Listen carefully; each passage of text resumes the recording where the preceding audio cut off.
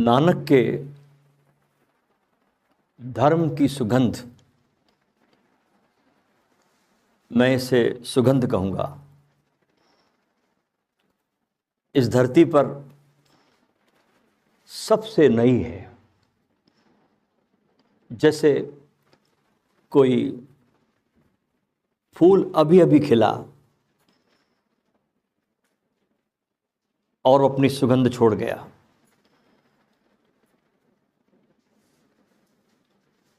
चौदह सौ उनसत्तर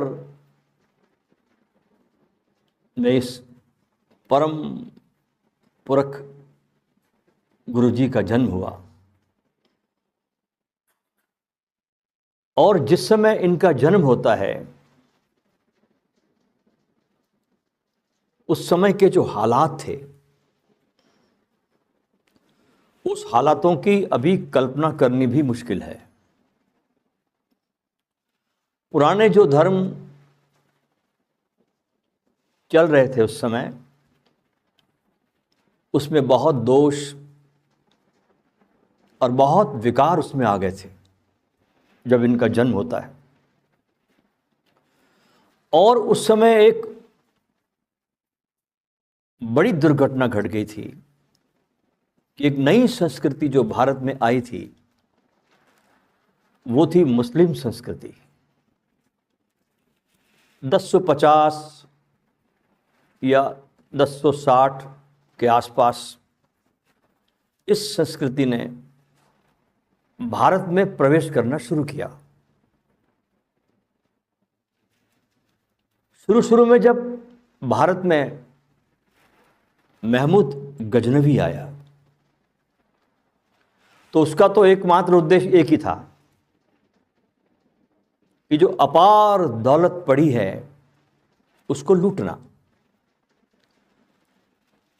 और उसने ये बड़ी गजब की बात देखी कि सारे मंदिर पंडित पुरोहितों और महंतों के विलासता के अड्डे बने हुए हैं। ये महमूद गजनवी ने देखा, क्योंकि जब धन बहुत इकट्ठा हो जाता है मनुष्य के पास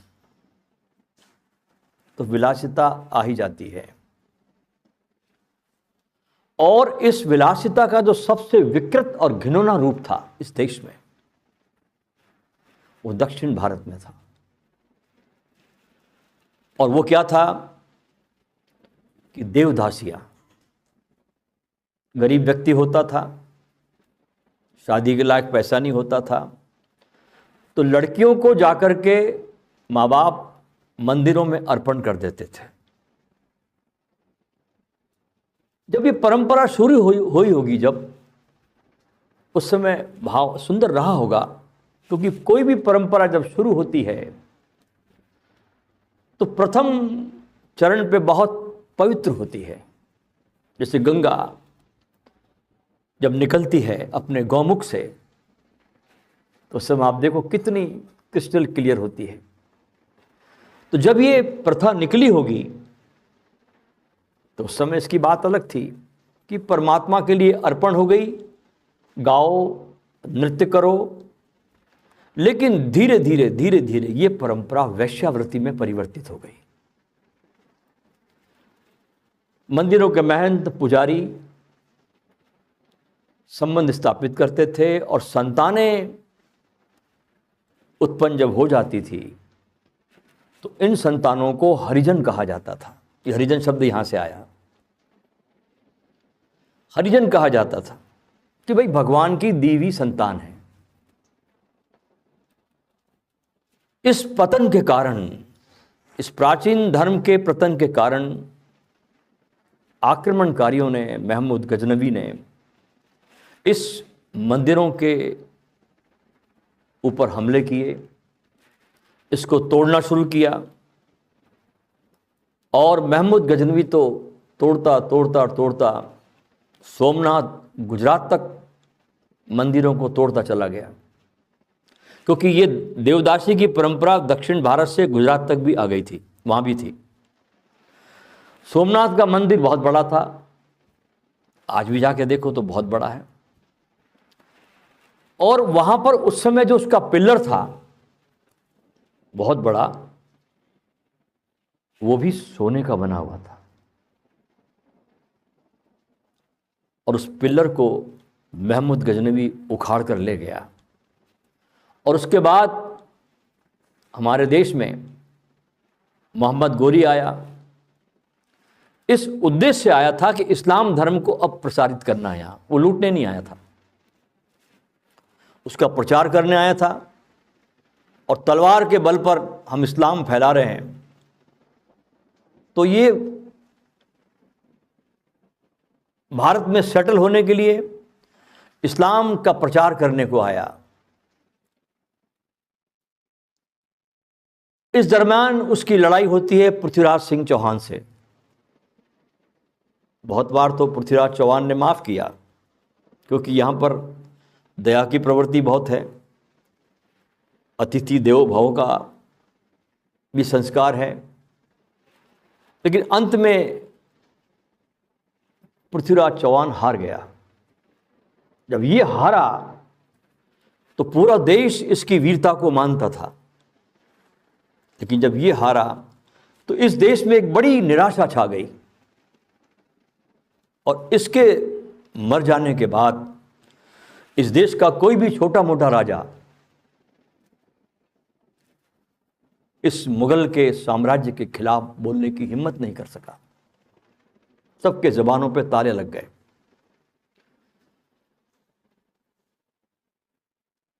किसी ने आवाज नहीं उठाई लोधी के खिलाफ, खिलजी के खिलाफ, क्योंकि ये देश इतना निस्तेज हो चुका था। इसके बाद जब बाबर का आक्रमण हुआ, तो इसके आक्रमण के बाद तो हिंदुस्तान के सारे साधु, सन्यासी, मठाधीश जो बड़े बड़े लबादा ओढ़कर पड़े थे, किसी ने भी एक शब्द बाबर के खिलाफ बोलने की हिम्मत नहीं की। यहां तक कि उस समय के बड़े बड़े प्रसिद्ध संत, जिनके वर्णन हम किताबों में पढ़ते हैं, जिनके दोहे हम पढ़ते हैं, जिनका बड़ा नाम है, उन संतों ने भी उस समय बाबर की व्यवस्था के खिलाफ कोई आवाज नहीं उठाई, कोई बगावत नहीं की। अपनी भक्ति में वे डूबे रहे। जनता पस्त होती रही, अत्याचार होता रहा, भय से आक्रांत ये सारा देश, और कोई दिशा देने वाला नहीं। सोचिए कैसी स्थिति थी।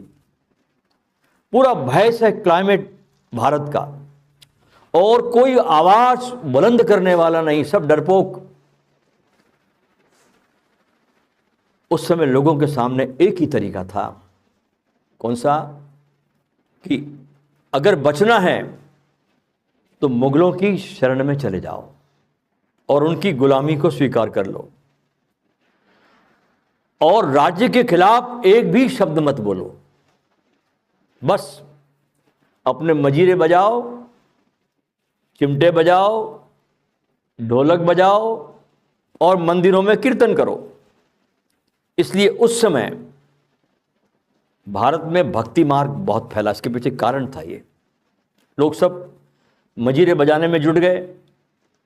किसी ने भी बाबर के खिलाफ एक शब्द नहीं बोला, किसी में साहस नहीं। बस उस समय कोई एक बंदा था उन सारे संतों के बीच,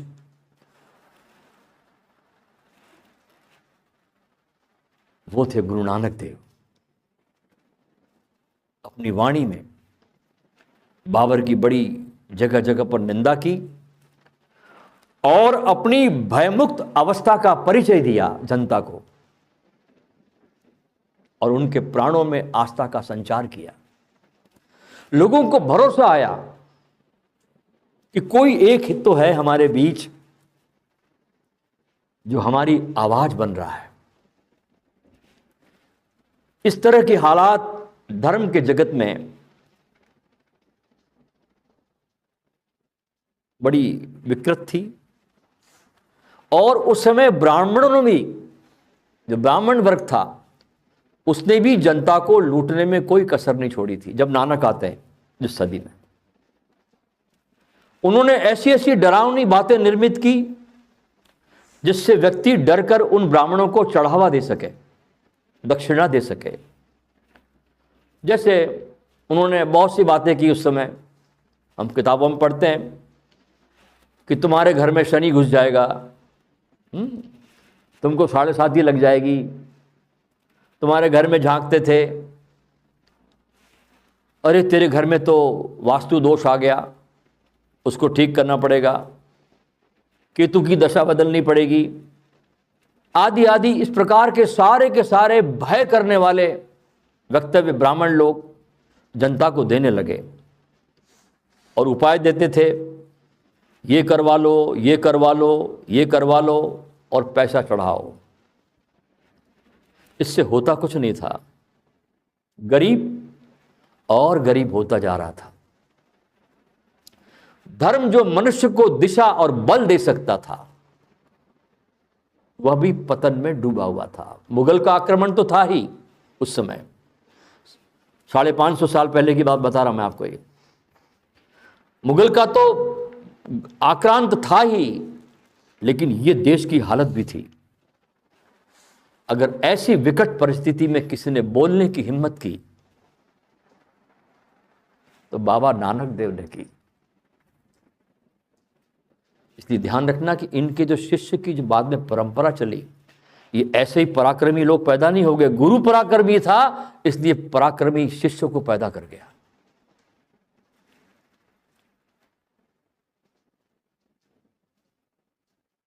इसलिए जो बलिदान की गाथाएं हम सिख धर्म में देखते हैं, वो अन्यत्र हमें कहीं भी दिखाई नहीं पड़ती। इतिहास भरा पड़ा बलिदान देने वालों का इनका। ऐसी परिस्थिति में, देश की विकट स्थिति में नानक का प्रादुर्भाव होता है। और मैंने तो कहीं पढ़ा है, सुना भी है कि नानक जो थे पिछले जन्मों में राजा जनक थे,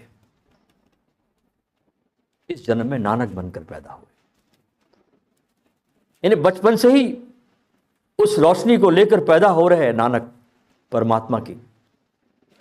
और ऐसी जब परिस्थिति में जन्म हुआ, प्रादुर्भाव हुआ, तो लोगों ने खुशी के मारे झूम झूम कर गाना शुरू किया, धन गुरु नानक प्रगटिया, मिट्टी धुंध जग चांदन होया।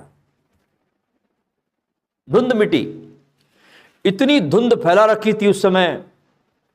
सारे संप्रदाय ने, नाथों ने भी, ब्राह्मणों ने, बौद्धों ने वज्रायन के नाम पर बड़ा उपद्रव किया। सब उपद्रव चल रहे थे। और जिस दिन गुरु नानक का जन्म हुआ, ऐसा लगा जैसे कोई चांदनी आ गई, कोई प्रकाश आ गया और ये भारत धन्य हुआ।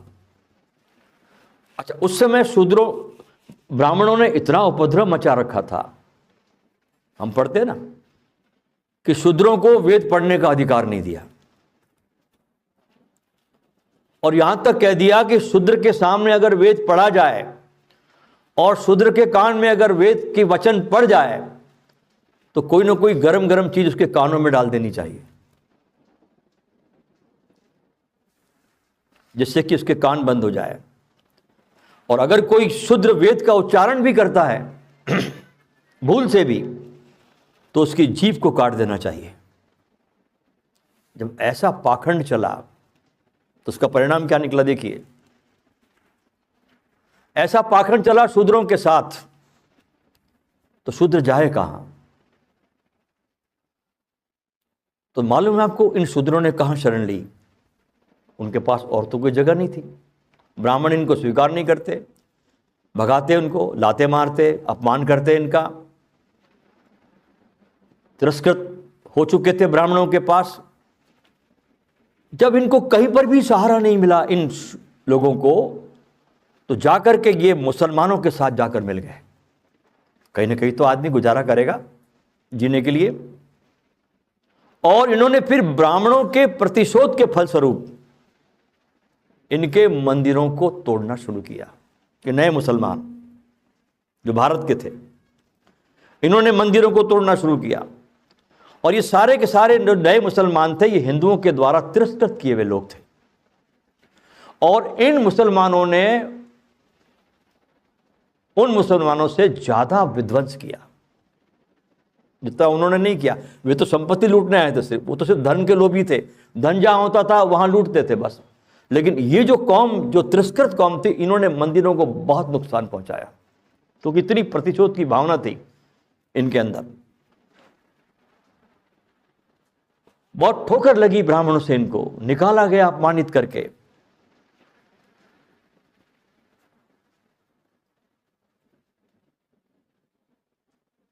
लेकिन जो ये ब्राह्मण हुए, इन्होंने बहुत अत्याचार किया लोगों पर, और अत्याचार के फलस्वरूप बेवजह मंदिरों को इन्होंने प्रतिशोध की भावना से तोड़ना शुरू किया, हिंदुओं के मंदिरों को। और इसमें क्या होता था, जब ये मुसलमानों से मिल गए तो राज्य की शक्ति भी इनके पास थी, कोई एक उंगली उठा नहीं सकता था। तो उस समय हिंदू धर्म इस तरह से कमजोर होना शुरू हुआ।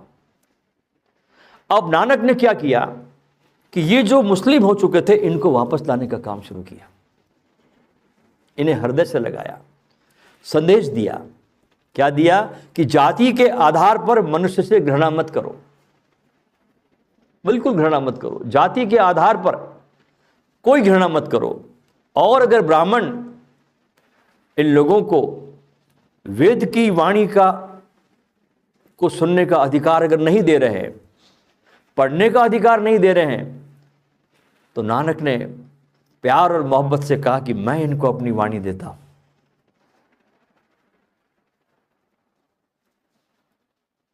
और इनकी, मेरी वाणी को सुनने का, पढ़ने का, इन सबको बहुत पूरा अधिकार होगा। हमारे सत्संग में बैठने का इन लोगों को पूरा अधिकार होगा।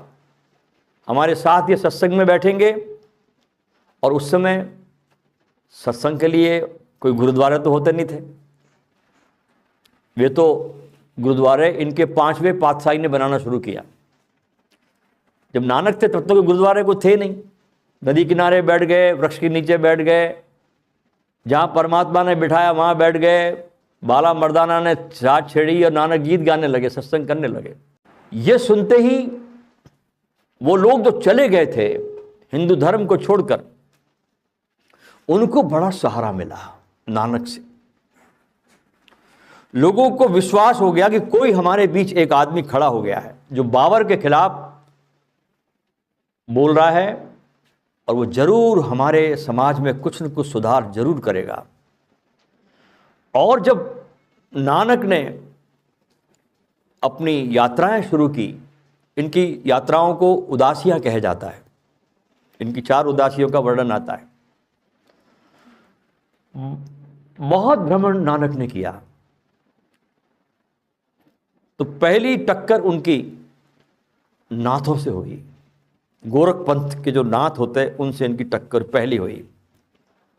गोरख हटड़ी जो नाथों का सबसे बड़ा स्थान पंजाब में है, आज भी है, वहां जाकर नानक ने इन नाथपंथियों से बड़ा शास्त्रार्थ किया, क्योंकि वे भी भटक चुके थे। कहा कि तुम्हारे मार्ग से ज्यादा अच्छा मार्ग मैं तुमको बताता हूं। इस प्रकार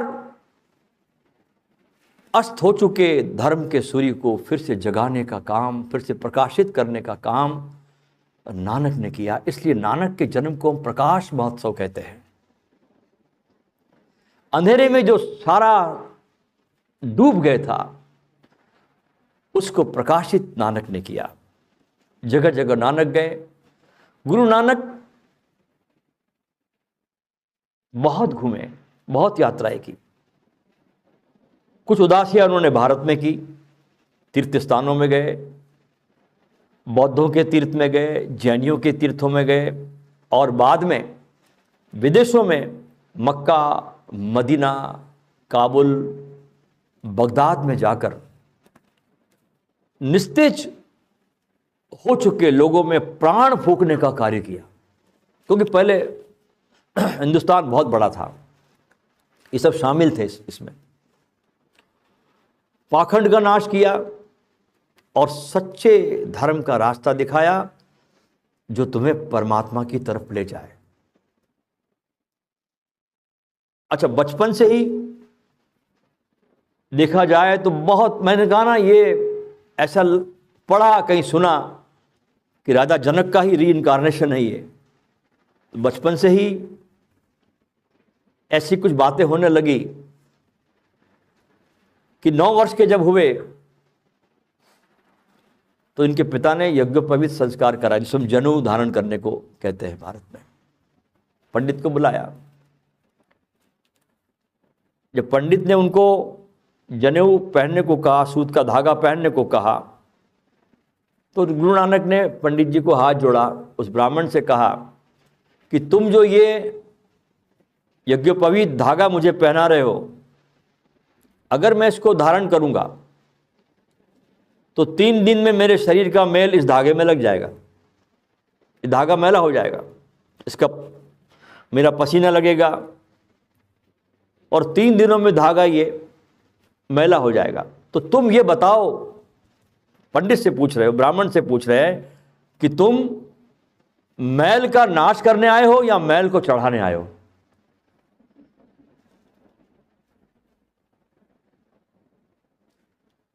क्योंकि ब्राह्मण का तो काम है कि मैल का नाश करे, जो मैल हमारे दिमाग पर, बुद्धि पर, आत्मा पर चढ़ गया उसे धोए, उसका नाश करे। और तुम तो ऐसी चीज ले आए हो जिस पर मैल चढ़ता है। फिर उन्होंने कहा कि पंडित जी, मुझे अगर जनेऊ पहनानी हो तो दया की कपास बुलाओ, उसमें संतोष का धागा बनाओ और सत्य की उसमें गांठ लगाओ, ऐसी जनेऊ मुझे पहनाओ। यह सुनते ही ब्राह्मण के तो पसीने छूट गए, क्योंकि ऐसी जनेऊ कहीं सुनी नहीं थी उसने, कहाँ मिलेगी। पंडित निरुत्तर हो गया। ऐसी बहुत सी गाथाएं नानक के जीवन में बहुत जुड़ी है। लेकिन इन गाथाओं से भी बढ़कर ये बात है कि नानक के भीतर उस परम पुरुष का फूल खिला, बहुत सुगंध बटी। उस समय कोई साधन तो थे नहीं, न कोई रेल थी, न कोई बस थी, न कुछ थी, लेकिन नानक ने अपने बाला और मर्दाना के साथ कहते 28,000 किलोमीटर की पैदल यात्राएं की, 28,000 किलोमीटर। और अक्सर ये क्या करते थे कि जब जब कोई त्यौहार आता था, जैसे हरिद्वार में कोई कुंभ का मेला हुआ, वहां टपक जाते थे, बहुत भीड़ मिलती थी और वहां पर लोगों को परमात्मा की तरफ जाने का सच्चा रास्ता दिखाते थे।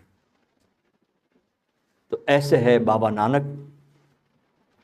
बहुत हम डूबेंगे उनके इस प्रकाश में, हम भी चलेंगे अंधेरे से इस बाबा के प्रकाश के मार्ग पर। जैसे अभी हमने सुना कि गीतों से पटा है इनका मार्ग, गाते गाते ही परमात्मा को पा गए। पाने का सवाल नहीं था, ये तो पाए हुए ही थे।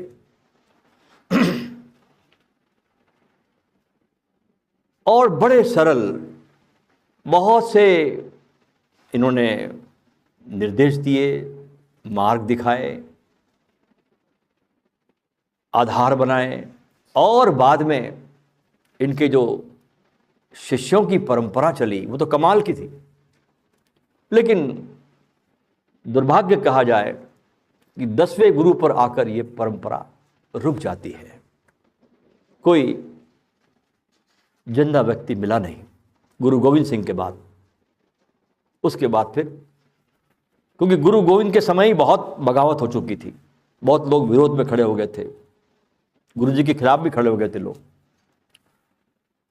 फिर उन्होंने कहा कि अब आखिर में गुरु ग्रंथ साहब को लोगों को दे दो। लेकिन बाबा नानक के पास जो पहली धार का माल ले गया वो था भाई लहणा। ऐसे तो नानक के पास बहुत शिष्य थे, शिष्यों की कमी नहीं थी। खुद उनके लड़के थे 2, श्रीचंद और लक्ष्मीचंद, लेकिन कहने में नहीं थे। पिता बोलता कुछ था, वो करते नहीं थे। और भाई लहणा बिना बोले कर देता था, इतनी आज्ञा में था। गुरु की आज्ञा ही बस उसके जीने का आधार थी। इसलिए जो ज्योति का हस्तांतरण हुआ नानक से, वो भाई लहणा को हुआ। इसलिए गुरु नानक ने अपने ही सामने, जब वो जिंदा थे, भाई लहणा को अपने गादी पर बिठाया और खुद नानक चरणों में बैठे। देखिए नानक की महानता। गुरु कितना साधारण होता है। शिष्य के चरण में गुरु बैठ गया, भाई लहणा के, उनके चरण पखारे, अपनी गादी पे बिठाया, उनके चरण धो रहे और नाम दिया गुरु अंगद देव कि ये मेरा अंग है। ये पहला शिष्य नानक के बाद उनके स्थान पर बैठा। और आने वाले समय में हम भाई लहणा की भी कुछ गाथाएं आपको बताएंगे, ताकि आपके जीवन में भी समर्पण की गंगा बह सके। क्योंकि समर्पण सबसे बड़ी कला है धर्म के जगत में, उससे बड़ी कला कोई भी नहीं है। आप कुछ भी करो, लेकिन जब समर्पण आपके जीवन में आता है तो फिर कुछ करने की जरूरत नहीं पड़ती। फिर बस गुरु के पास रहना काफ़ी है, उसके पास होना काफ़ी है, उसकी तरंगों में डोलना काफ़ी है। कुछ करने की जरूरत नहीं। गुरु के पास तो घट रहा है, गुरु के पास तो बहुत अकूट संपत्ति है, आपको बस उपलब्ध होना है गुरु के पास में। ऐसे भाई लहणा गुरु को उपलब्ध होता रहा, गुरु की संपत्ति को अपने भीतर धारण करता रहा। आने वाले इन 3 दिनों में हम आपको बहुत सी बातों का लहणा के जीवन से परिचय कराएंगे। आप बहुत ध्यान से सुनना उन बातों को। और हो सकता है कि यहाँ से जो आप आए हो इतनी दूर से, अपना समय दे करके बहुत कुछ आप यहाँ से ले जाओगे। एक खजाना, एक अकूत दौलत आपको मिलेगी और एक नया ही आदमी यहाँ से जाएगा वापस अपने घर।